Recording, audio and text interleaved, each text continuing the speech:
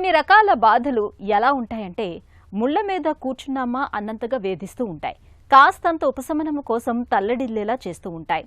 మలద్వారం దగ్గర ఆసన భాగంలో కనిపించే ఫిస్టులా బాధలు అలాంటివే. ముఖ్యంగా ఫిస్టులాతో తలెత్తే బాధల్ని మనలో చాలా మంది బయటకు చెప్పుకోలేరు. దీంతో చికిత్స తీసుకోకుండా ఈ సమస్యను మొదలుపెట్టుకుంటూ ఉంటారు. నిజానికి ఫిస్టులాకు మన సంప్రదాయ వైద్యం ఆయుర్వేదంలో చక్కటి చికిత్సలు అందుబాటులో ఉన్నాయి. ఇటీవలి కాలంలో లేజర్తోనూ ఫిస్టులాకు చికిత్స చేస్తున్నారు. వేధించే ఫిస్టులాకు లేజర్ చికిత్స గురించి ఇప్పుడు తెలుసుకుందాం.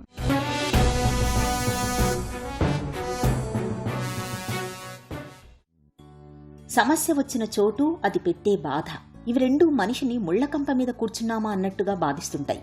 ముల్లులా గుచ్చుకుంటూ వేధించే ఈ బాధ పేరే ఫిస్టులా. ఫిస్టులాను ఆయుర్వేదం భగంధర వ్యాధిగా చెబుతుంది.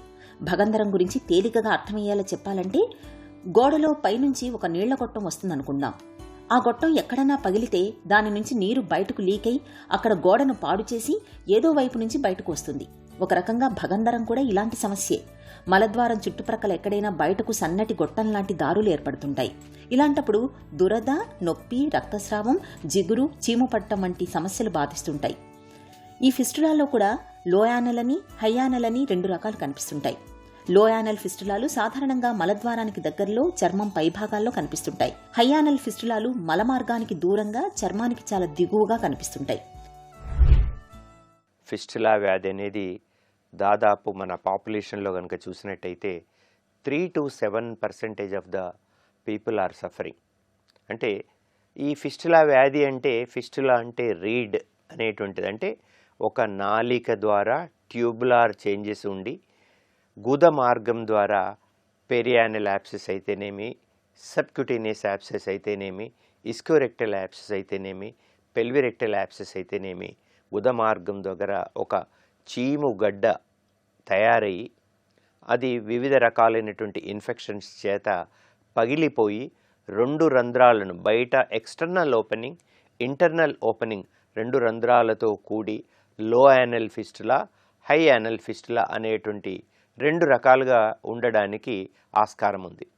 లో యానల్ ఫిస్టులా అంటే డెంటేట్ లైన్ కింద, ఇది ఈజీగా మామూలు రెమెడీస్తో లేదా సర్జరీ విధానాలైనటువంటి ఫిస్టులాటమీ కానీ ఫిస్టులెక్టమీ విధానాలలో మనము దాదాపు సక్సెస్ఫుల్గా చేయవచ్చు.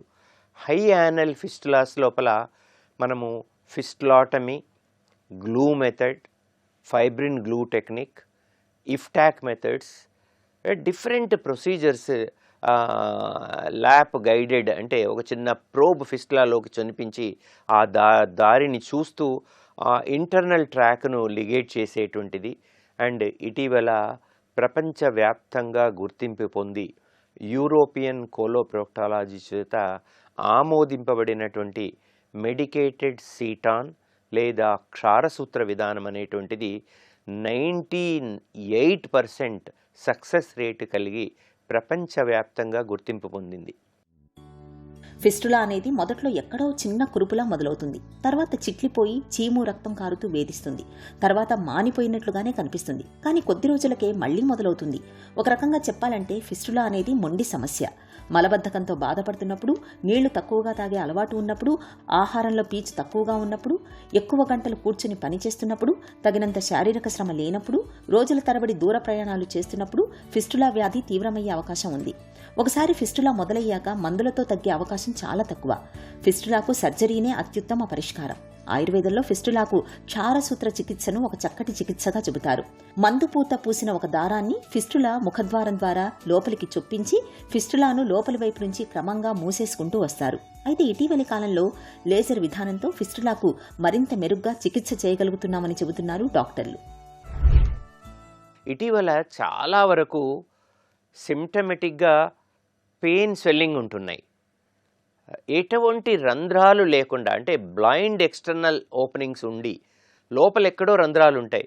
పేషెంట్ చెప్పేది ఏంటంటే, సార్ ఒక రకమైన వాపు నొప్పి ఉంటుంది, నాకేమి లేదు.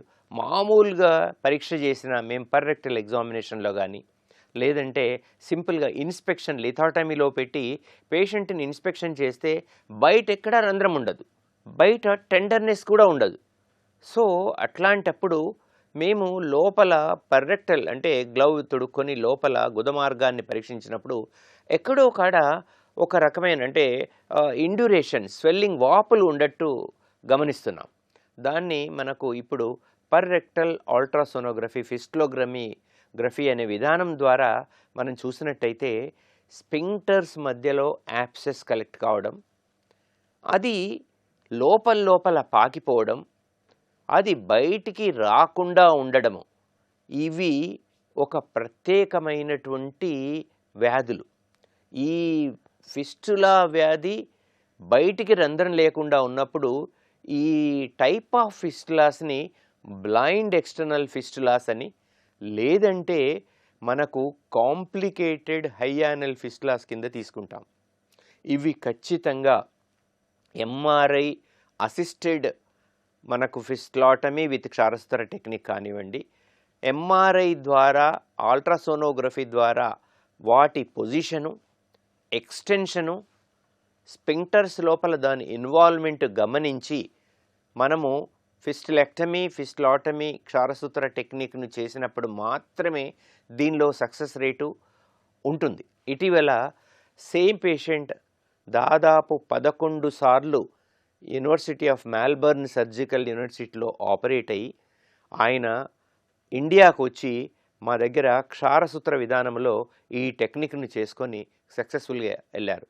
దానికి కారణం ఏంటని మేము విశ్లేషిస్తే ఎంఆర్ఐ ద్వారా మేము నిర్ధారించుకున్న విషయం ఏంటంటే బ్లైండ్ ఎక్స్టర్నల్ ట్రాక్స్ కొన్ని ఉంటున్నాయి.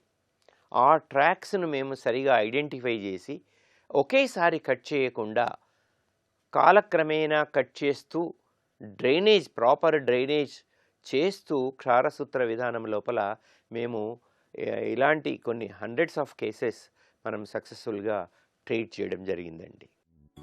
ఫిస్టులాకి లేజర్ చికిత్స అనేది ఒక ఆధునిక మినిమల్ ఇన్వేసివ్ విధానం. ఇందులో ముందుగా మలద్వారం నుంచి లేజర్ ప్రోబ్ని ఫిస్టులాలోకి పంపిస్తారు.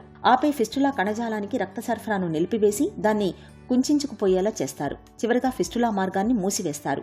ఈ చికిత్సలో నొప్పి తక్కువగా ఉంటుంది. రోగి త్వరగా కోలుకోవచ్చు. రక్తస్రావం అన్న మాటే ఉండదు. ఆసన మార్గంలోని కండరాలకు, అక్కడి కణజాలానికి ఎలాంటి నష్టం ఉండదు. ముఖ్యంగా సంక్లిష్టమైన ఫిస్టులాలకు లేజర్ చికిత్స అనేది చాలా ప్రయోజనకరంగా ఉంటుంది.